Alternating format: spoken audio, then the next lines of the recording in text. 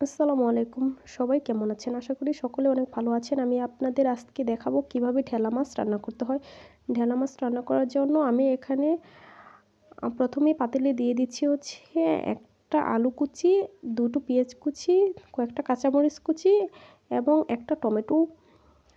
তারপর আমি দিয়ে দিয়েছি পেঁয়াজের ফুল। পেঁয়াজের ফুলটা দিলে আমার কাছে তরকারি অনেক বেশি মজা হয়।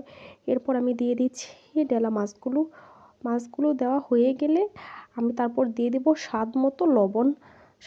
লবণটা কিন্তু সবাই ভালোভাবে নিজের মতো দিবেন, না হলে কিন্তু খেতে মজা হবে না। লবণ বেশি হলেও ভালো লাগে না, কম হলেও ভালো লাগে না। তারপর দিয়ে দিচ্ছি মশলার মধ্যে দিচ্ছি আমি প্রথমে 1 চা চামচ মরিচের গুঁড়া, তারপর দিচ্ছি ধনিয়ার গুঁড়া দেওয়া শেষ হয়ে গেলে তারপর আমি দিয়ে দিচ্ছি হলুদের গুঁড়া দেওয়া শেষ হয়ে গেলে তারপর আমি দিয়ে দেবো হচ্ছে জিরার গুঁড়া। এই তো জিরার গুঁড়া দিয়ে দিলাম। এখন আমি দিয়ে দিব কালো জিরা মেথি দিয়ে তরকারি রান্না করলে কিন্তু অনেক বেশি খেতে মজা হয়। তারপর দিয়ে দিচ্ছি আমি কাঁচামরিচ বাটা আর একটু পেঁয়াজ বাটা। তারপর আমি দিয়ে দেব সরিষার তেল দিয়ে তরকারি রান্না করলে কিন্তু অনেক সুস্বাদু হয় খাবার, আপনারা সবাই জানেন। সরিষার তেল দেওয়া হয়ে গেলে আমি আলতো হাতে মাছ এবং তরকারি সবগুলোকে ভালোভাবে মেখে নেব। দেখেন আমি কিভাবে আলতো হাতে মাছগুলো এবং তরকারিটা ভালোভাবে মিশিয়ে নিচ্ছি। আলতো হাতে মাখাতে হবে।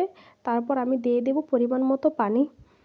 আমি আস্তে আস্তে করে একটু করে পানিটা দিয়ে দিচ্ছি, যাতে আবার আমার একবারে বেশি পড়ে না যায় পানি। তো দেখেন আমি পানিটা দিয়ে দিচ্ছি এভাবে করে। পানিটা দেওয়া শেষ হয়ে গেলে আমি ঢাকনা দিয়ে তরকারিটা ঢেকে নেব এবং চুলা ওপেন করে নেব। আমি কিন্তু এখনও চুলা ওপেন করিনি। মাখিয়ে তরকারি বসালে কিন্তু চুলাটা পরে ওপেন করতে হয়।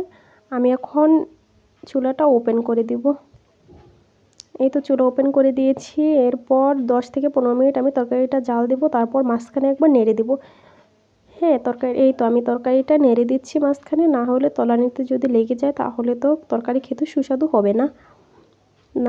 মাঝখানে আমি নেড়ে দেওয়ার পর ঢাকনা দিয়ে আবার ঢেকে 5 থেকে 7 মিনিট তরকারিটা রান্না করে নেব। তারপর এই তো আমার তরকারি হয়ে গিয়েছে। দেখেন তরকারির কালারটা কত সুন্দর হয়েছে। আপনাদের যদি ইচ্ছে হয় তাহলে এভাবে রান্না করতে পারেন। আশা করি খেতে অনেক ভালো লাগবে। তো ঢাকনাটা ঢেকে আমি চুলাটা অফ করে দিচ্ছি। সবাই ভালো থাকবেন। Bye bye.